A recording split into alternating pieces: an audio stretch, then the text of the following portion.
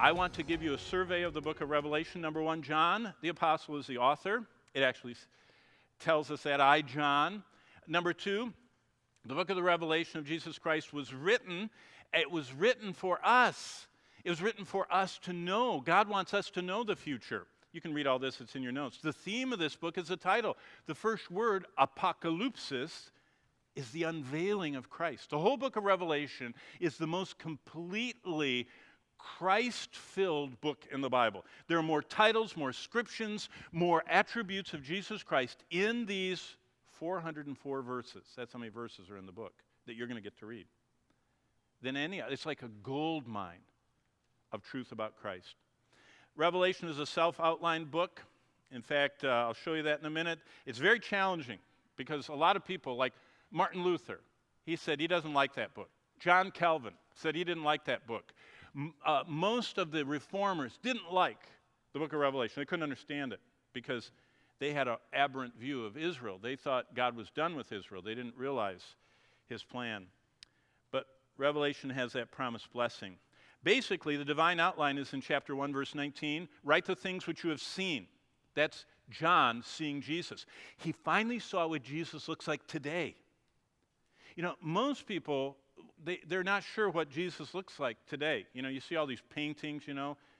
Jesus looks like Revelation with those blazing eyes and the whole thing, the white hair, the eternality.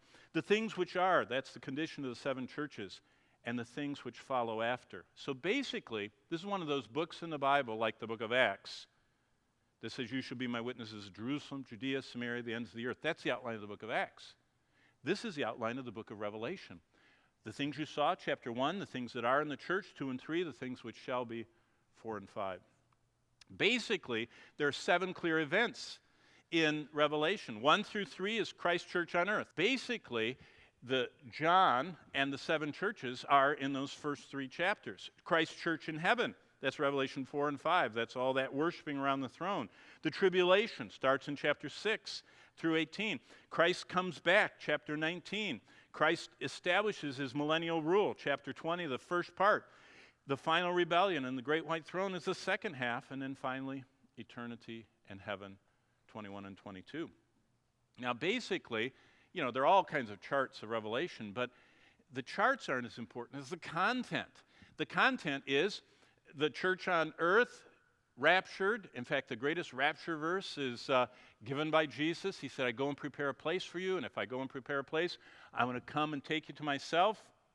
And in Acts, he says, and we'll cover this in chapter 3, he says, I'm coming back to prepare a place. Then the church is in heaven. We have the Bema seat, the judgment of Christ, of believers' works, the tribulation, his second coming, the 1,000-year reign. By the way, the word millennium is not in the Bible, but 1,000 years is there 6 times.